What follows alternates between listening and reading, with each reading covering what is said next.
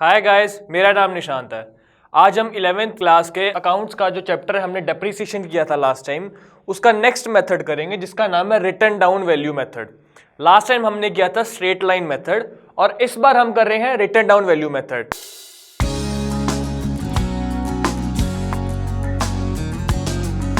Straight line और written down में क्या फर्क है, पहले हम थोड़ा सा समझते हैं। जो स्ट्रेट लाइन मेथड था उसमें हर बार जो डेप्रिसिएशन लगता था वो मशीन की ओरिजिनल कॉस्ट पे लगता था। मतलब कि जितने की हमने मशीनरी खरीदी है, मान लो 6 लाख की मशीनरी अगर हम शुरू में खरीदी है तो हर साल जो डेप्रिसिएशन लगता था वो 6 लाख पे ही लगता था। लेकिन इसके अंदर क्या होगा, इस रिटन डाउन वैल्यू मेथड में क्या होगा कि जो डेप्रिसिएशन लगेगा वो जो बैलेंस कैरिड डाउन से बैलेंस ब्रॉड डाउन करते हैं, मतलब कि जो नए साल में जो मशीनरी की वैल्यू होती है उस पे डेप्रिसिएशन लगेगा। मतलब हर साल मशीनरी की वैल्यू जैसे गिरती जाती है तो जो नई वैल्यू होगी मशीनरी की उस पे डेप्रिसिएशन लगेगा इस मेथड के अंदर। तो एक छोटा सा एग्जांपल देखते हैं क्या कह रहा है। Babu purchase on 1 April 2006 a machine for 6000। 1 अप्रैल को बाबू ने एक मशीन परचेज की 6000 की।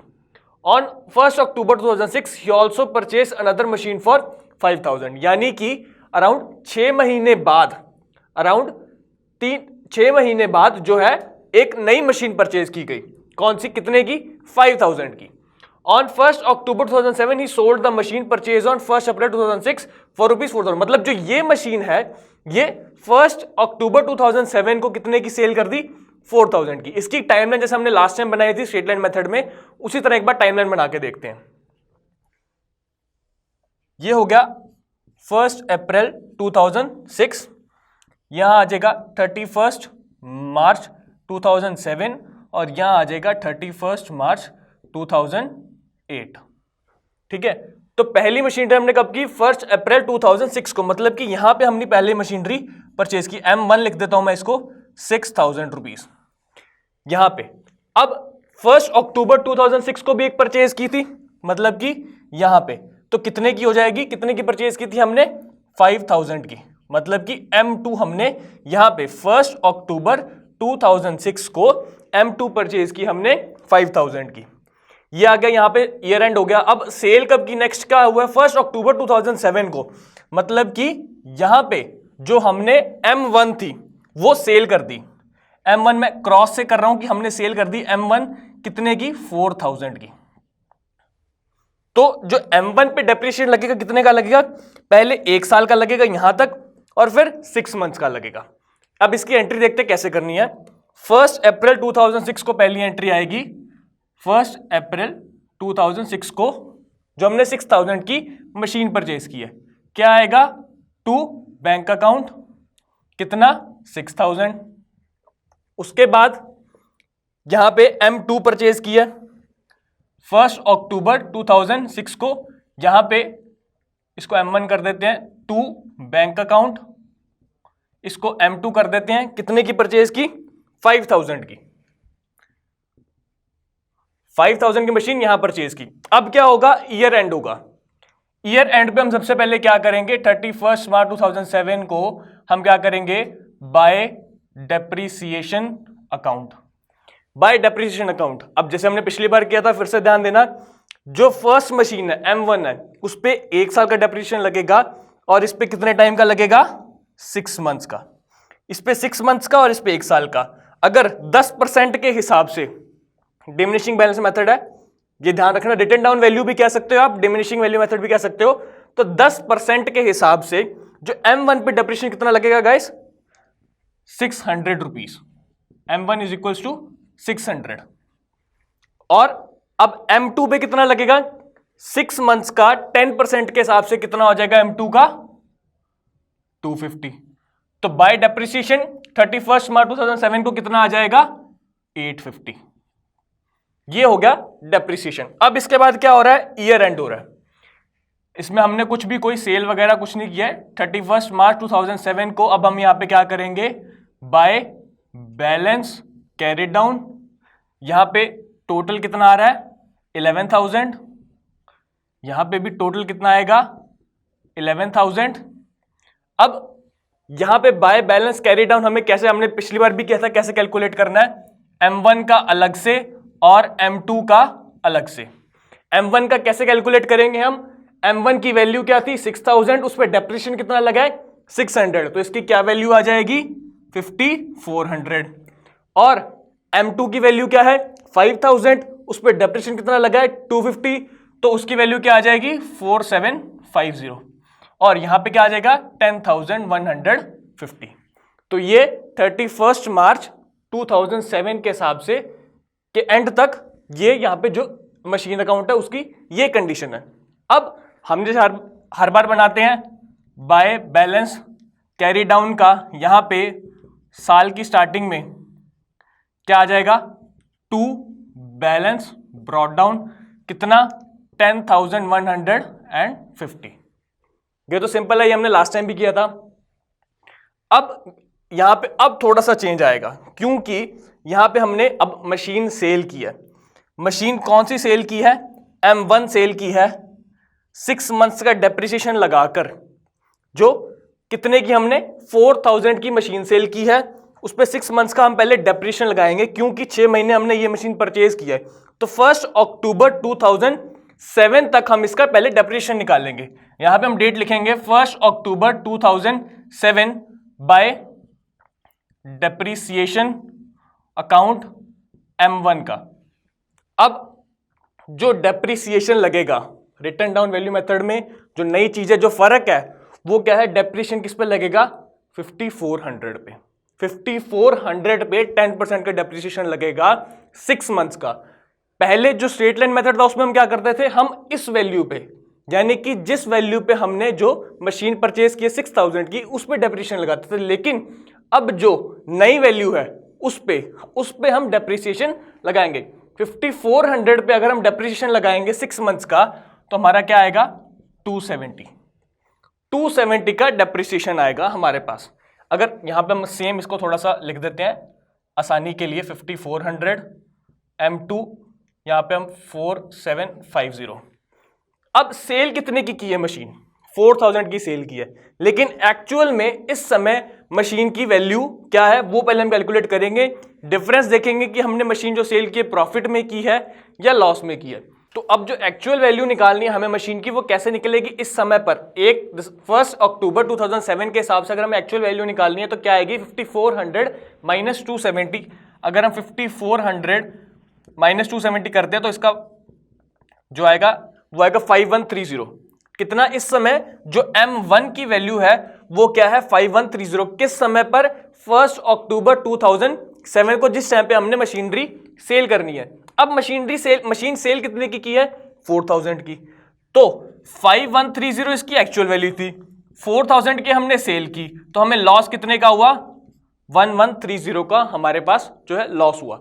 अब इसकी रिकॉर्डिंग कैसे करेंगे? हम सबसे पहले करेंगे 1 अक्टूबर 2007 को जो हमारे पास 4000 रुपीज आए हैं, क्या आएगा? बाय बैंक अकाउंट कितने? 4000। हमें लॉस कितने का हुआ है? 1130 का। तो 1 अक्टूबर 2007 को हम क्या करेंगे? By P&L account. ये हमने लास्ट बार भी डिस्कस किया था, बाय P&L अकाउंट क्यों कर रहे हैं? P&L अकाउंट का डेबिट क्यों कर रहे हैं? क्योंकि हमारा लॉस हुआ है। कितने का हुआ है? 1130 का हमारे पास लॉस हुआ है। तो ये मशीन अब एडजस्ट होगी, ये मशीन अब यहां पे सेल होगी है। अब क्या आएगा? इस ईयर का एंड आएगा, तो इस अकाउंटिंग ईयर का 2007-2008 का कोई आएगा एंड। तो 31 मार्च 2008 को अब क्या होगा? 31 मार्च 2008 को अब क्या होगा? Bye depreciation account. अब डेप्रिसिएशन किस पे लग रहा है? मशीन 2 अभी है, मशीन 2 अभी है, उस पे 10% पे डिमिनिशिंग बैलेंस मेथड से, इसको हम सेम कहते हैं, डिमिनिशिंग बैलेंस मेथड और रिटन डाउन वैल्यू मेथड एक ही बात है, यूज हो सकता है, सिनोनिम्स है। तो 4750 पे 10% का क्या होगा? डेप्रिसिएशन लगेगा एक साल के हिसाब से। कितना? 475 का इस पे क्या लग गया? डेप्रिसिएशन। तो अब अगर हम इसका टोटल करें, इसके अलावा कोई इवेंट नहीं हुआ है इस क्वेश्चन के हिसाब से, अगर हम इसका अब टोटल करें तो क्या आएगा? 10,150 और इधर भी 10,150 आएगा। अब क्या करेंगे? 31 मार्च 2008 को by balance carry down by balance carry down मतलब कि इस M2 की एग्जैक्ट वैल्यू क्या आ जाएगी यहाँ पे 4275। तो ये जो क्वेश्चन है एक बेसिक सा क्वेश्चन जिसके अंदर हमने मशीनरी की सेल की और रिटर्न डाउन वैल्यू मेथड, जो दो हमारे लिए अलग अलग चीजें थी, वो हमने इसके अंदर करके देखा। तो ये जो क्वेश्चन है, ये जो एग्जांपल है, ये यहीं पे खत्म होता है। तो guys return down value method पे एक और हम क्वेश्चन करके देखते हैं ताकि हमारी प्रैक्टिस अच्छी हो जाए और हमें आगे जाकर कोई प्रॉब्लम ना आए। तो एक और एग्जांपल देखते हैं क्या कह रहा है। Aastha engineering works purchase machine on 1 July 2011 for 1,80,000 and spend ₹20,000 on its installation. यानी कि जो साल, अब पहले हम यहां देख लेते हैं कि accounts are closed on 31 March every year. तो उस हिसाब से हम पहले टाइमलाइन साथ साथ सेंटेंस पढ़ते जाएंगे, साथ साथ टाइमलाइन बनाएंगे। तो इसका मतलब कि जो साल स्टार्ट हो रहा है वो हो रहा है 1 अप्रैल 2011 को। यहां से साल स्टार्ट हो रहा है 1 अप्रैल 2011 को। अब कब परचेज की गई है? 1 जुलाई 2011 को, यानी कि 3 महीने बाद परचेज की गई है। तो 3 महीने बाद परचेज की गई है कौन सी मशीन? M1 इसको मान लेते हैं। 1,80,000 प्लस 20,000 कितने की हो जाएगी? 2 लाख की जो क्या है मशीन परचेज की है। 2 लाख की मशीन 1 जुलाई 2011 को परचेज की गई है। उसके बाद क्या कह रहा है? 1 अप्रैल 2012 it purchase another machine for 2,40,000। यानी कि 30, अगर यहां पे साल खत्म हो रहा है 2000, अकाउंटिंग ईयर खत्म हो रहा है 31 मार्च 2012 को, तो इसके जस्ट बाद मतलब नेक्स्ट डे ही कौन सी मशीन परचेज कर ली? M2। हम इसको नाम दे देते हैं 2,40,000 की क्या है M2 परचेज कर ली। अब उसके बाद on 1 October 2013 the machine purchase on 1 July 2011 was sold for 1,45,000। अब क्या है 1 अक्टूबर 2013 को सेल किया। तो यहां पे जो ईयर कौन सा एंड होएगा? 31 मार्च 2013। 31 मार्च 2013 को यहां पे जो ये ईयर एंड होएगा, उसके बाद कौन सा ईयर आया शुरू हो जाए? 31 मार्च 2014। अब यहां पर आकर एक मशीन सेल की है कौन से वाली? M1 वाली। कितने की? 1,45,000 की। तो M1 सोल्ड 1,45,000। अब उसके बाद क्या कह रहा है? ऑन 1 जैन 2014, मतलब कि यहां पे कहीं पे on 1 Jain 2014 another machine was purchase for 4 lakh की। अब M3 इसको अगर हम नाम दे दें तो कितने की परचेज की? 1 जनवरी को यहां पे 4 लाख की एक और मशीन परचेज की गई। यहां पे क्या डेट थी हमारे पास? 1 अक्टूबर 2013। यहां पे क्या है? 1 जन 2014। तो ये हमारे सामने अब टाइमलाइन होगी। अब हमें क्वेश्चन सॉल्व करने में बिल्कुल भी दिक्कत नहीं होगी। उससे पहले पढ़ लेते हैं depreciation at the rate 10%, diminishing balance method. ये तो हमने पढ़ ही लिया। Accounts are close on 31 March every year, जिसके बेसिस पे हमने टाइमलाइन बनाई है। एक बार टाइमलाइन फिर से डिस्कस करते हैं। 1 अप्रैल 2011 को हमारा अगर साल स्टार्ट होता है तो हमने 1 जुलाई 2011 को M1 परचेज की 2 लाख की। यहां पे ईयर एंड होता है 31 मार्च 2012 को। अब 1 अप्रैल 2012 को M2 हमने परचेज की 2,40,000 की। ये साल में कोई भी इवेंट नहीं हुआ इस साल में, इस वाले अकाउंटिंग ईयर में। उसके बाद जब 1 अप्रैल जब नया साल शुरू होता है 13-14 वाला, उसमें क्या होता है कि हम 1 अक्टूबर 2013 को M1 हम कितने की सेल कर देते हैं? 1,45,000 की। फिर 1 जनवरी 2014 को हम नई मशीन परचेज करते हैं जिसको हमने नाम दिया M3, कितने की? 4 लाख की। और फिर ईयर एंड हो जाता है। इतना हमारा सा क्वेश्चन है। इसकी एंट्रीज देखते हैं अब कैसे बनानी है। हम शुरू करेंगे एंट्रीज 1 जुलाई 2011 से। तो 1 जुलाई 2011 को हमने मशीन परचेज की M1 कौन सी? 2 लाख की। 2 बैंक अकाउंट, यहां पे मैं M1 लिख सकता हूं, कितने की? 2 लाख की। उसके बाद ईयर एंड हो रहा है यहां पे 31 मार्च 2012 बाय डेप्रिसिएशन अकाउंट। इस पे डेप्रिसिएशन लगना है 10% के हिसाब से, लेकिन कितने टाइम का? 9 मंथ्स का डेप्रिसिएशन लगना है। क्यों? क्योंकि हमने 1 जुलाई को परचेज किया है। साल यहां से स्टार्ट हो रहा है और यहां पे खत्म हो रहा है। हमने यहां पे 3 मंथ्स बाद, साल स्टार्ट होने के 3 मंथ्स बाद हमने क्या है जो मशीन परचेज की है, कितने की, 2 लाख की। अब 2 लाख पे अगर हम 9 मंथ्स के हिसाब से 10% का डेप्रिसिएशन लगाएंगे तो उसकी वैल्यू आएगी 15,000। अब साल एंड करते हैं, क्या आ जाएगा, बाय बैलेंस कैरी डाउन। उससे पहले हम क्या कर लेते हैं, यहां पे टोटल 2 लाख और यहां पे भी 2 लाख, कितना आ जाएगा, 1,85,000 हमारा बैलेंस आ जाएगा। इस बैलेंस को अब नए साल में लेकर आएंगे, क्या डेट आ जाएगी, 1 अप्रैल 2012 टू बैलेंस ब्रॉट डाउन, क्या, 1,85,000। ये बैलेंस यहां आ गया। अब हाथों हाथ हमने एक M2 परचेज की, कितने की, 2,40,000 की। तो 1 अप्रैल 2012 टू बैंक अकाउंट, इसको मैं M2 लिख सकता हूं, इसकी वैल्यू है 2,40,000। इस साल में कोई इवेंट नहीं हुआ, सीधा हम डेप्रिसिएशन लगा देंगे। किस डेट को, 31 मार्च 2013 को हम क्या कर देंगे, बाय डेप्रिसिएशन अकाउंट, M1 का अलग और M2 का अलग।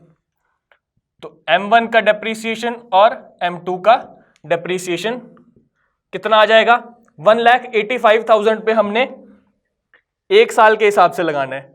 1,85,000 पे एक साल के हिसाब से लगाएंगे तो 18,500 M1 पे लग गया। अब 2,40,000 पे भी एक साल के हिसाब से लगाना है तो कितना आ जाएगा, 24,000। इसका क्या टोटल आ जाएगा, अगर 500 करें तो 42,500 का जो क्या है हमारे पास डेप्रिसिएशन आ गया। इस ईयर के एंड पे 12-13 के एंड पे डेप्रिसिएशन हमारे पास 42,500 आ गया। अब हम क्या करेंगे, बैलेंस निकालेंगे 31 मार्च 2013 को by balance carry down, M1 का अलग और M2 का अलग। उससे पहले हम टोटल करेंगे, कितना आ रहा है, 4,25,000, इसका क्या आ रहा है टोटल, 4,25,000 टोटल आ रहा है। और अब बैलेंस क्या आएगा इसका, 1,66,500। कैसे निकालना है M1 का बैलेंस, फिर से बता रहा हूं, 1,85,000 मतलब कि जो M1 की वैल्यू थी इस साल में, ओपनिंग वैल्यू थी, में से इस साल का डेप्रिसिएशन निकाल दिया, किसका, M1 का ही। तो 1,85,000 माइनस 18,500 हमारे पास क्या आ गया, 1,66,500। अब M2 की अब हमने वैल्यू निकालनी है तो 2,40,000 माइनस M2 पर जितना डेप्रिसिएशन लगा है कितना आ जाएगा, 2,16,000।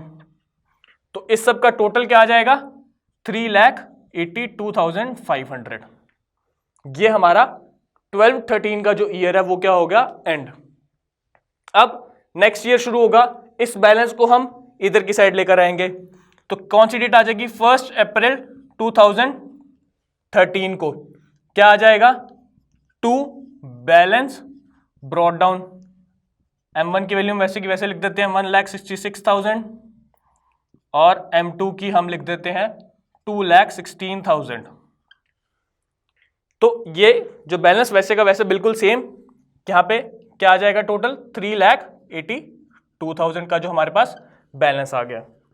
अब यहां पे अब मेन हमारा जो क्वेश्चन वो शुरू हो रहा है, क्या 1 अक्टूबर 2013 को हमने M1 सेल की। सबसे पहले सेल करने से पहले हम 1 अक्टूबर मतलब 1 अप्रैल 2013 से लेकर 1 अक्टूबर 2013 तक M1 का डेप्रिसिएशन निकालेंगे। तो हम यहां पे डेट क्या लिखेंगे, 1 अक्टूबर 2013 बाय डेप्रिसिएशन अकाउंट M1 का डेप्रिसिएशन हमने कैसे कैलकुलेट करना है, 1,66,000 का 10% कितने टाइम के लिए, 6 मंथ्स के लिए। तो 6 मंथ्स के लिए अगर 1,66,500 पे 10% लगाएंगे तो इसकी वैल्यू आ जाएगी 8,325। अब ये डेप्रिसिएशन लगा हमारे पास 6 मंथ्स का। अब सेल कितने की है हमने, 1,45,000 की। अब हमें पता लगाना है कि प्रॉफिट हुआ है या लॉस हुआ है, तो हम उसको कैसे पता लगाएंगे कि जो ओपनिंग वैल्यू थी M1 की उस पर जो डेप्रिसिएशन लगा है, ओपनिंग वैल्यू में से डेप्रिसिएशन माइनस कर देंगे, उसकी एक्चुअल वैल्यू इस टाइम पे क्या है वो आ जाएगी। एक्चुअल वैल्यू आने के बाद उसको प्लस या उसको माइनस करेंगे किसके साथ, जो जितने की हमने मशीन सेल किया, तो हमें पता लग जाएगा कि हमें मशीन सेल करने पे प्रॉफिट हुआ है या लॉस हुआ है। पहले 1,66,500 में से इसका डेप्रिसिएशन अमाउंट निकालते हैं और इसकी एक्चुअल वैल्यू निकालते हैं। एक्चुअल वैल्यू इसकी आ जाएगी 1,58,175। अगर आप कैलकुलेट करोगे तो इसकी क्या वैल्यू होगी, 1,58,175 इसकी एक्चुअल वैल्यू आ जाएगी। अब इस वैल्यू में से, एक्चुअल वैल्यू में से अगर आप ये वैल्यू माइनस करोगे जितने की हमने सेल की है, तो हमारे पास क्या आ रहा है, लॉस आ रहा है। कितने का लॉस आ रहा है हमारे पास, 13,175। 13,175 का हमारे पास लॉस आ रहा है। अब हमने सारी कैलकुलेशन कर ली है, अब इसकी एंट्री करते हैं। हमारे पास सबसे पहले क्या आया, कैश। हमारे पास पहले कैश आएगा, या आप कह सकते हो बैंक में आएगा। कौन सी डेट को, 1 अक्टूबर 2013 को हमारे पास आएगा by bank account. By bank account क्यों हो रहा है, क्योंकि एक बैंक, एक आप ऐसे मान सकते हो कि एक एसेट है, बढ़ रहा है, तो क्या होगा, हमेशा डेबिट होगा। तो बाय बैंक अकाउंट कितना, 1,45,000 जितने की हमने मशीन सेल की है, जितने की हमने मशीन सेल की है वो ऐसे आ गया। उसके बाद 1 अक्टूबर 2013 को हमारे पास लॉस हुआ है, तो हम क्या लिखेंगे, by profit and loss account कितना, 13,175। 13,175 का हमारे पास क्या हुआ है, लॉस हुआ है। तो यहां पे ये मशीन सेल हो गई। मशीन का जो सेल वाली जो सारी एंट्रीज थी वो हमने यहां पे रिकॉर्ड कर दिया। तो अब इसके बाद क्या होता है कि 1 जनवरी 2014 को M3 परचेज करते हैं। कितने की, 4 लाख की। यहां पे मैं डेट लिख देता हूं, 1 जनवरी 2014 को टू बैंक अकाउंट 4 लाख। अब इस ईयर के एंड पे M1 हमने सेल कर दी है। इस ईयर के एंड पे हमारे पास कौन सी मशीन बच रही है, एक M2 मशीन बच रही है और एक M3 मशीन बच रही है। M2 पे पूरे साल का डेप्रिसिएशन लगेगा 10% के हिसाब से, और M3 पे हमारे पास डेप्रिसिएशन लगेगा कितने का, 3 मंथ्स का, क्योंकि 1 जनवरी को परचेज किया। तो 1 जनवरी से 31 मार्च तक हमारे पास कितने मंथ्स हो गए, 3 मंथ्स का डेप्रिसिएशन लगेगा 10% के हिसाब से। दोनों का डेप्रिसिएशन कैलकुलेट करते हैं। क्या डेट आएगी, 31 मार्च 2014। 31 मार्च 2014 को हमारे पास क्या आएगा, बाय डेप्रिसिएशन अकाउंट। M1 हमारे पास, M1 का हम डेप्रिसिएशन अगर M2 का अगर हम डेप्रिसिएशन काउंट करेंगे तो हमारे पास आएगा 21,600 एक साल के हिसाब से। एक साल के हिसाब से कितना आएगा, 21,600। और M3 का डेप्रिसिएशन कितना आएगा, 3 मंथ्स के हिसाब से 10,000। तो टोटल डेप्रिसिएशन कितना हो गया, 31,600। ये हमारा टोटल डेप्रिसिएशन आ गया। अब इसके बाद कोई इवेंट नहीं हुआ है तो बैलेंस निकालेंगे। अब टोटल करके हम इसका बैलेंस निकालेंगे। क्या आ जाएगा, 31 मार्च 2014 को by balance carry down, M3 का, M2 का और M3 का अलग से आ जाएगा। अगर इससे पहले अगर हम इसका टोटल करें तो हमारे पास क्या आएगा, 7,82,500। 7,82,500 दोनों साइड सेम आएगा। बैलेंस अगर हम निकालेंगे, बैलेंस हमने कैसे निकालना है, M2 की वैल्यू में से M2 का डेप्रिसिएशन अगर हम डिडक्ट करेंगे तो हमारे पास क्या वैल्यू आएगी, 1,94,400। मतलब कि 2,16,000 में से अगर हम 21,600 माइनस करेंगे तो हमारे पास क्या आएगा, 1,94,400। अब M3 की वैल्यू क्या थी, 4 लाख। उसका डेप्रिसिएशन 3 मंथ्स का हमने कितना निकाला है, 10,000। तो कितना आ जाएगा इसका, 3,90,000। और यहां पे टोटल वैल्यू बैलेंस क्या आ जाएगा, 5,84,400। ये हमारा क्वेश्चन यहां पर सॉल्व हो गया। क्वेश्चन बिल्कुल सेम था, थोड़ी अमाउंट बड़ी थी और थोड़ा सा उससे बड़ा था, बस और कुछ भी नहीं था। जो हमने लास्ट क्वेश्चन किया बिल्कुल वैसा था। दोबारा इसलिए करवाया गया क्योंकि थोड़ी बड़ी वैल्यू आपको कंफ्यूज ना हो। आपके सामने एक बार क्वेश्चन हो जाएगा तो वो आपको अपने आप करने में परेशानी नहीं होगी। तो ये क्वेश्चन यहां पर रिटन डाउन वैल्यू मेथड का खत्म होता है। तो guys written down value method को हम यहीं खत्म करेंगे। अब नेक्स्ट वीडियो में मिलेंगे नए मेथड के साथ। Thank you.